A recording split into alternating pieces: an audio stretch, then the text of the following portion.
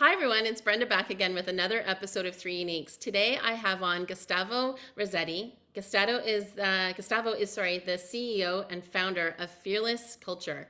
It's a new book that just came out this year, I believe, right, Gustavo? That's correct. Yeah, remote, not distant was Okay. published a couple of months ago. Yeah. Okay, amazing. So welcome and thanks for coming on to the podcast today.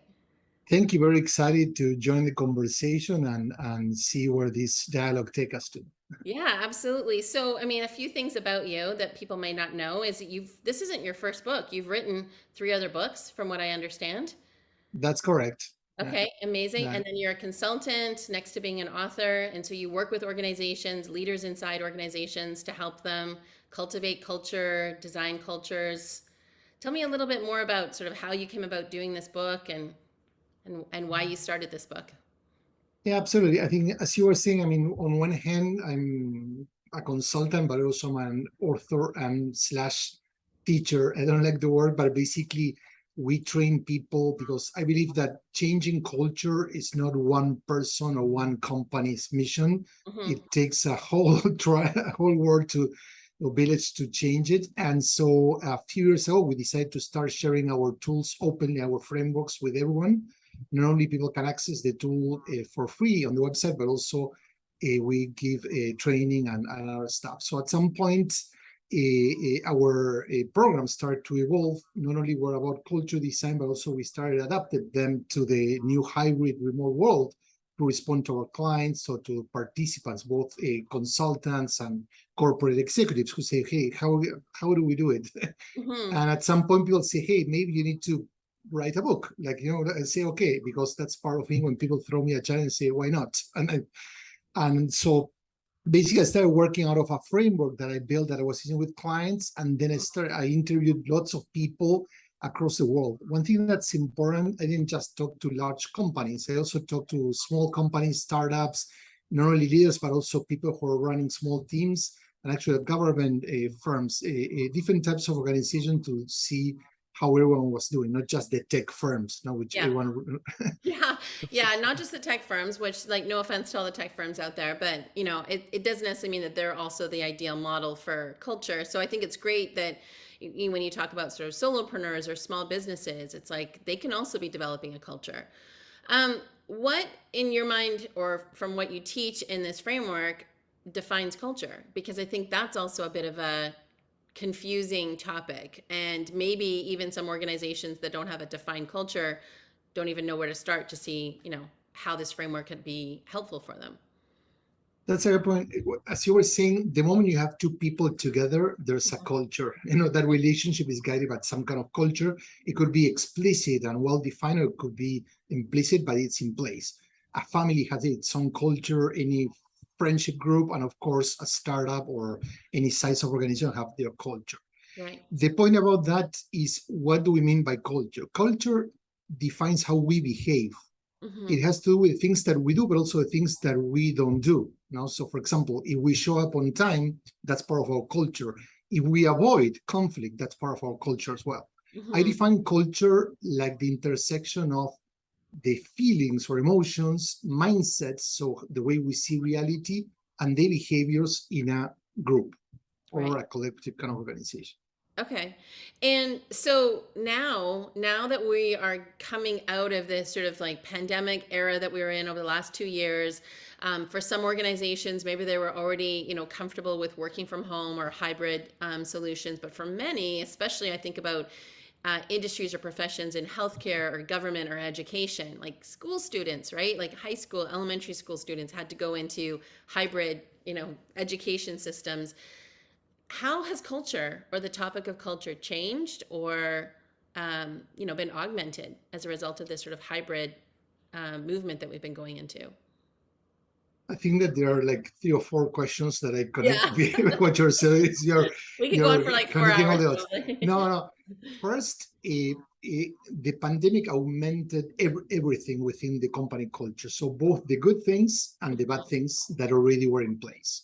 You also mentioned government, and I've been working with the government of New South Wales in Australia and a government also in the UK. And I can tell you, they are more open-minded to embrace hybrid and they're Really? looking for advice than many corporations here in the US. That's So amazing. that's an interesting thing for people to react. I think that what has augmented is first the lack of trust. I mean, this is a thing that people don't like to talk, but first of all, when we see statistics about people don't trusting their managers, about not feeling engaged, about feeling Mhm. like that they're not connected with the company culture. This happened before the pandemic, and the pandemic made it even more visible. So, for example, people that didn't feel psychologically safe in their workplace, Right. when they started working from home, they started saying, oh, if I'm in a Zoom call like we are now, and Hmm. I'm feeling some kind of microaggression or something go bad or I'm being ignored, then I go to my kitchen, I hug my kids, I grab a coffee, I can basically remove from work. If you're in a meeting, in a typical conference room, and something bad happens, you get embarrassed, you only go to your cubicle and people are going to continue to see how sad or mad or pissed off you are. Yeah. So that's an interesting take about culture is, as I mentioned, behavior. So leaders have a perception of what culture is, but employees have a complete different view of how they experience culture. Right. I'd even say too, just around the topic of psychological safety, not to make generalizations, but I would say a lot of people, once they started doing work from home, that tension that maybe they felt at the office in that workplace environment that they just had to go along with because that was the culture of the organization, that now that they were experiencing at home, they felt it more. They were more sensitive or more attuned to it. Like it actually was just like, oh, I don't know if I want to feel this way in my house, right? Like even if it's over Zoom, they may have felt it in the workplace, but just, well, this is just how we operate and I can't do anything about it. But now that it's at home and it's just like I don't know if I want to bring that also into my home. It's just I've noticed it a little bit too, just even how I do my work versus being maybe in a remote office or working in a client's office. But I think it definitely brought up topics like that, and then I think from a culture standpoint, were leaders equipped to it? Were they equipped to be able to deal with or address psychological, like terms like psychological safety or trauma or now we get into bigger topics around discrimination, racism. Not that those things didn't exist before the pandemic. Of course they were there, especially if those cultures you said permeated that. But now it's like it's on leaders' shoulders to be able to address those things. So what have you seen as far as like a shift in leadership? Like what's required of leaders now coming out of this pandemic period that we are in into this new sort of work environment? How are leaders working through that, navigating through that? That's a good point. I think there are two big groups. One, the leaders that are on complete denial Mm. and they want to get back to normal, to basically Yeah, normal for them and just a be normal over. for everyone else. Yeah, we And will. then there are people that are realizing that they're stuck, Mm. but they're willing to experiment and try new things. Okay. So I think that there are two things. The leader used to be the one who defined the rules of engagement, how we are going to play as a team. In today's workplace, it's all about flexibility. Not Mm-hmm. only people want to choose where to work from, but also when to work. So I'm a night owl. If I need to stay at 10 until midnight or sometimes past 2 p.m. writing an article, whatever, I'm cool with that. My Mm-hmm. wife doesn't. So Yeah. each person has different requests. And for a leader, that's a challenge because when you say, no, we're all going to work 9 to 5 or 9 to 7, we're all going to work at the same place, we're all going to do this, it's easy to manage a team like that. Mm-hmm. But the problem is, most people we're facing a virtual presentism. So people are spending at least 2 hours per day pretending that they are busy online, sending emails, joining Zoom calls, just to not only please their leaders' expectations, but also their colleagues, because we feel that if we're not visible, we're not working. And to your point, this is something that came before the pandemic, the presentism that never be the last to arrive to the office, never be the first to leave. You need to be there. Why so many emails? Why so many meetings? Because people are pretending to be busy to Right. conform to those leaders. So the leaders that basically manage teams within that framework of lack of trust, presentism, etc. They want people to go back to the office. They want people to go into a routine. The Mm-hmm. other leaders, either they are learning how to redesign their role, or they're struggling but still experimenting new ways of leading. How long will this take to evolve to this new realm of leadership where it's like companies can, feel effective, that they've migrated over, or that the people that are leading their teams know what they're doing? I think it's going to take more than a while, and it's going to require a lot of experimentation. So one thing that I'm very clear on the book, and actually I put it on the introduction, no? So Mhm. I tell, if you're looking for a silver bullet, don't buy my book, stop, because there's no such thing. Right. But if you're willing to do the hard work, Hmm. basically there's a framework to do it, and also a lot of things for you to experiment. How long is going to take for people to find the model? A lot. For example, there are companies like Target, the retailer, that are doing really, really great because they allow people to choose how they want to work. They give them a lot of freedom, but now also their leaders are struggling a little bit and they need some guidance. And some people in their teams are excited and thankful because they have a lot of freedom. But hey, how do I do it? So they need a bit of, I would say, guidelines Hmm. to navigate that freedom. So how long it's going to take? A couple of years. That could be anywhere from 18 months to 60 months for people to find the model. So Right. remember that the model that we're operating, or we've been operating, is a model that has been designed through decades. So we're not going to change it overnight. Yeah, you're right. Because even when you're talking about, a leader or a manager is responsible for when you work, how you work, where you work, that's all based off of like, going back to like Industrial Revolution days, when offices or, manufacturing sort of came to big cities and we all migrated to big cities to work in these factories and get dictated what our work looked like. So yeah, it's going to take a behavior change, right? And behavior change isn't just overnight. It's not going to just be a memo, one-time communication. It's going to take months of, transformation. But also the system, because if you think about it, what just mentioned is powerful. The infrastructure was designed for a model, so people now want to change it. So if I'm going to work from a small village, I need to have a high-speed internet. Right. If there are people whose business, basically restaurants, services, offices, landlords, depend on people there, and people don't want to go to the office, what are they going to do with that? So there's a lot of pressure involved. It's not just what people want, but employers want control.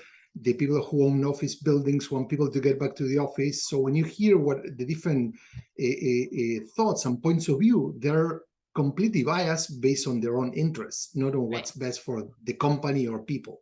Right. Yeah. Okay, so this is interesting, and this like ties me in because this is where I get curious about how you came into this work, what fascinates you about this work, and I know this somehow takes us back to your three uniques and what makes you unique. So I'd love to hear what makes you unique. I don't know if you have to ask my wife. I'm kidding. The shall we say, you're unique, but in different ways. I took your assessment, which I Mhm. recommend everyone listening to the podcast to it, because it's really insightful. It's not just two or three things; it's really, really deep. So it definitely you did a great work into building the archetypes. And in my case, it was about transformational luminary. Okay. And in my own words, if I haven't taken the quiz and I have to answer this question, I would tell you first, I have this vision that it's driven by intuition, in which I see something, I connect the dots, I jump into it, but then I do reverse engineering Right. and I find the research, everything to make sure that that vision turns into something that could be implemented, that has Mhm. some, so it's not just a dream, if you know what I mean. Yes. The second is, I think that I have, for whatever reason, since I was a kid, something with injustice that I cannot tolerate. When I see someone being treated unfairly or a system that's unfair to people, I need to do something about it. So in my line of work, I've always been sharing insights, tool, whatever, to help people like deal with that, especially in the workplace and other types of Hmm. relationships. And there are things that people usually use to define me, and I would also use it to self-define. It's being relentless. The idea of like I'm always into, okay, you have to show up, you have to do it, and you're gonna get hit, but get up and continue working. So I have this perseverance that's part of who I am and how I approach things, life, and also my work. I love it. Okay, so and thank you for doing the quiz and being that transformational luminary because even when I think about when I came up with the archetype names, I was like, okay, the person that you are defining yourself to be is like all this knowledge, this wisdom, but putting it into action. I love the fact that you talked about the reverse engineering around the intuition, right? Because sometimes people will take the intuition part and then just go with it. But I love the fact that you want to do the research. You mentioned that with your book, like you interviewed hundreds of people, leaders from all different types of organizations to see how your ideas like were manifesting with them. How do your three uniques, like as you mentioned a little bit with your work, but how do you see them sort of all coming together in all areas of your life, not just your work, but your relationships, how you impact community? I'm kind of curious how you've looked at it from that perspective. I mean, for example, the relentless aspect is I like cooking and I started cooking since I was a kid, and I experiment with most types of cuisines, so I'm not a cook like a one type of cuisine, but I do from French to Vietnamese to Thai to Oh, Chinese, Japanese, nice. Italian, Spanish, and so it's like I have that obsession that I get into something, I do that, or when I go biking, which I love. I always try to, I have a trick that I say I'm going to bike for 40 miles. And when I'm halfway, so 20, I say, well, I'm going to take a couple more. And you know that couple more actually are going to double because you have to go your way back. No? So it's Right. a small trick for me to keep me like being relentless on different elements. And intuition also something that the way I choose friendships. I mean, I'm originally from Argentina. I moved because of work first to Puerto Rico, then New York, then Los Angeles, now in Chicago.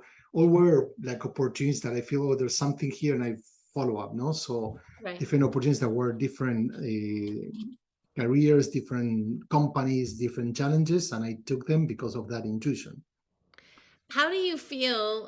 Thank you for sharing that, and thank you for letting me know about your cuisine. I'll have to look you up when you start your own restaurant, or your, or you maybe write a cookbook. That's maybe will be your next book that you write. Um, I'm curious about like because you're the culture person and you think about designing cultures and organizations, how does the whole conversation about strengths or leaning into your uniquenesses help with culture? Because culture sometimes is about unifying around one organizational system, but I think now we're starting to see that there are different needs of employees. People have different requests. Managers have to be flexible. You talked about that as far as the flexibility piece.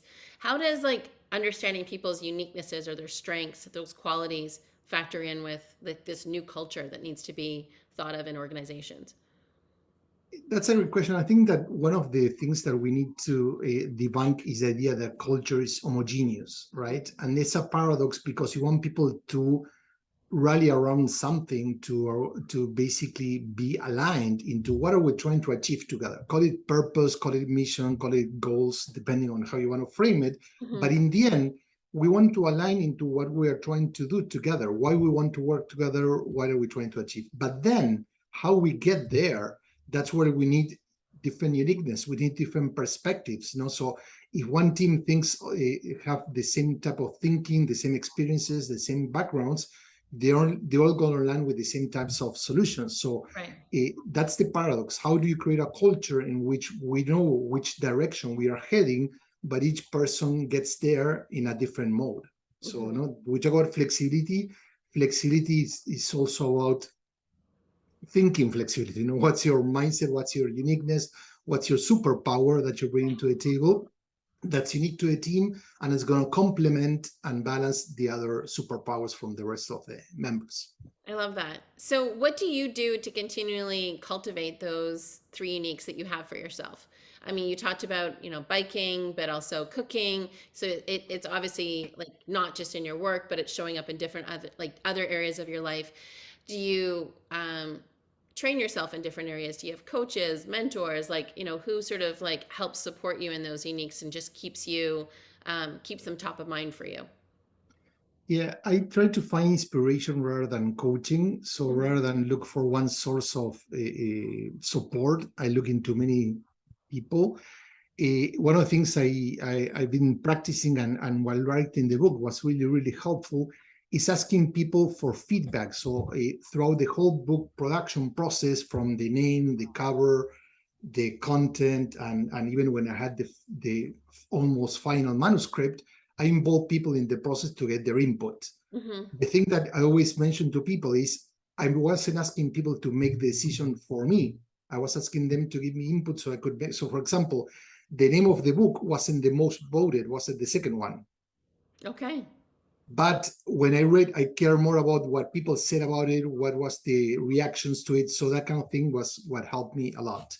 I think that spontaneity, so curiosity, trying to focus on unexpected experiences rather than formal things. So, for example, my wife and I, we don't usually celebrate anniversaries and formal things, you know, but we create celebrations out of the blue because we want to.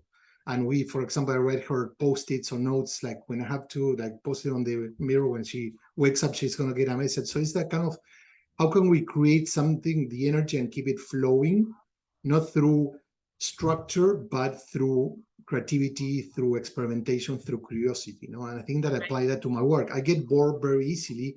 So I always, like when I give a course, I'm always thinking, I need to add new examples. Even though the audience is going to be looking at it for the first time, Right. I want to feel that for me, it's the first time that I'm doing it, that I'm not repeating myself. So I was looking to improve that stuff. So that's part of the way I approach it. I love it. And just makes me want to sort of dive more into your books even more, just knowing that there's all this sort of methodology behind how you work and how you take your uniquenesses into your work. Um, is there anything that you do just between being consultant, author, partner with your wife, and all the other roles or hats that you play that just keeps you renewed, restored in your work? Is there like a mindfulness practice, anything that you could share with us today that you find has been like really helpful for you? Yeah, when I mentioned biking, which for me is liberating, not going into different places. I like to walk as much as I can. I mean, we're grateful that we have a great park that goes a couple of blocks from our house to the Michigan Lake. So we go there and walk and enjoy that. For me, it's really liberating. Writing is liberating. Even watching a little bit of TV mindfully, it's good. I like, of course, to meditate and stretch and do different things that keep me like focus. Mm-hmm. Even cooking, for me, cooking is not about we need to do something. I like, for example, what do we have in the fridge, and let's create a recipe. So that activity that requires focus, that requires like a creativity, but also sharing, because in the end, everything I do, it's going to have an impact, light or mild or big, on other people. Also, Right. when I cook, I don't just cook for myself. I cook to share with my friends or my family. So that's gonna. Awesome. That's those experiences again, like you said, like not just cooking like, for an occasion, but doing it every day, like, as if it's an occasion. Okay, my last question for you, and I love asking this question of everybody. If I was to give you a billboard and you could put anything on it and put it anywhere in the world, where would you put it and what would you put on it? Oh, that's a great question. I think now I'm getting more into the personal aspect. I would put it the billboard in Fiji, Okay. and I would say I was married here. And Oh, that's a long story because people usually get married and then they take a honeymoon. And in our case, it was the other way around. We went there because we went visiting my sister that was living in New Zealand, and my wife too. At some point was my girlfriend. We took a week to Fiji, and then I say, "Hey, what if we get married?" And we got married right away there. And that encompassed a huge logistic and improvisation, because when I go and talk to the people, they say, well, okay, of course.